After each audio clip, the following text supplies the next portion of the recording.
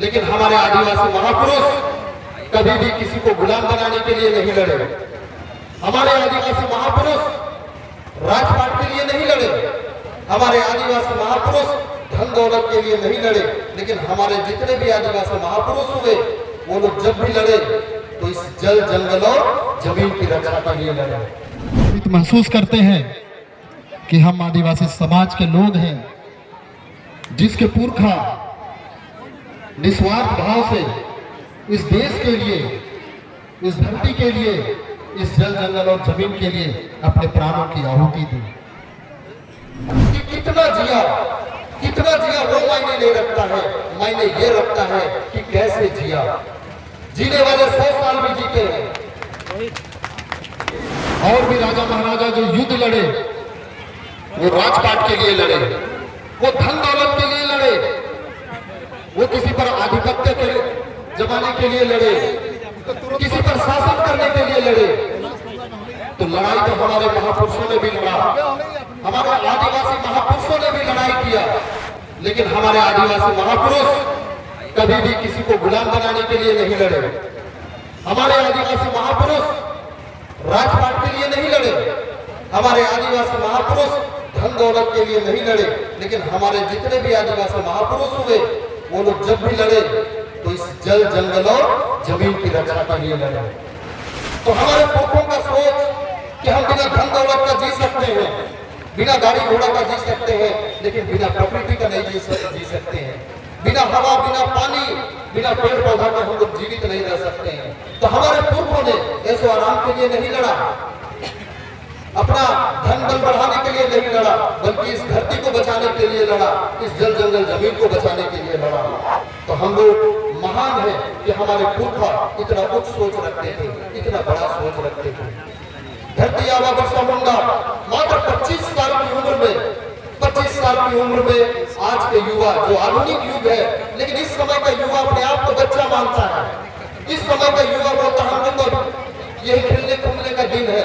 लेकिन धरती आबा बिरसा मुंडा मात्र 25 साल इस दुनिया में जीवित रहे, लेकिन वो जितना दिन भी जीवित रहे इस धरती के लिए, इस जल जंगल जमीन के लिए जीवित रहे। और उन्होंने 25 साल की उम्र में अपने प्राणों की आहुति दी।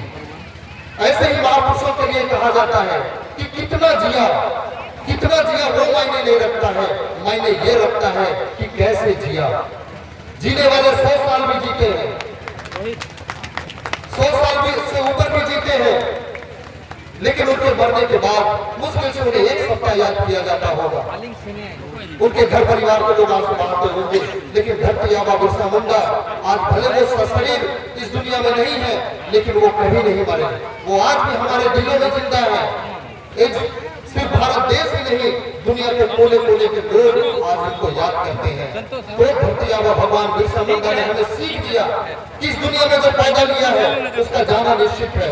कोई आगे जाएगा, कोई पीछे जाएगा, कोई किसी भी तरह से जा सकता है। इसलिए कितना जिया वो मायने नहीं रखता है, कैसे जिया वो मायने रखता है। आज उनके जीवन से हम लोगों को सीख लेने की आवश्यकता है कि हमें भी एक दिन दुनिया छोड़कर जाना है। लेकिन जब तक हम इस दुनिया में रहेंगे, धरती आबा बिरसा मुंडा का जो सिद्धांत है, जो उनका सोच था, उस सोच पर हम लोग चलेंगे और उनके जो अधूरे सपने हैं उनको हम लोग पूरा करेंगे। बहुत सारे लोग आज आदिवासी समाज में भी बहुत सारे ऐसे लोग हैं जो आज दबंग लोग हैं, उनसे डरकर उनका गुलामी करने लगते हैं, उनका चापलूसी करने लगते हैं। क्या हम अगर गुलामी करेंगे, चापलूसी करेंगे तो क्या हम अधिक दिन जिएंगे? लेकिन अगर इसी जिंदगी में हम हक और अधिकार के लिए अगर हम लोग लड़ते हैं तो हम जितना दिन भी जिएंगे, लेकिन उसके बाद हम लोग कभी नहीं मरेंगे, हम लोग भी अमर होंगे। तो धरती आबा भगवान बिरसा मुंडा की इस जयंती में उनके लिए सच्ची श्रद्धांजलि यही है कि उनके जीवन से हम सीखे और एक एक लोग अपने अंदर में, अपने दिलों में धरती आबा बिरसा मुंडा को हम लोग बैठा कर चले कि हम जिस भी राह में चलेंगे उनके बताए एक एक चीजों का अनुसरण करेंगे। और धरती आबा अकेले शरीर में जिंदा नहीं रहेंगे, बल्कि जितने आदिवासी समाज के लोग हैं सबों के दिलों के माध्यम से लाखों और करोड़ों की संख्या में बिरसा मुंडा इस धरती में जीवित रहेगा। यही इस जयंती में हम लोगों को संकल्प लेने की आवश्यकता है। एक बार जोरदार हम लोग नारा लगाएंगे, धरती आबा बिरसा मुंडा अमर रहे, धरती आबा भगवान बिरसा मुंडा अमर रहे।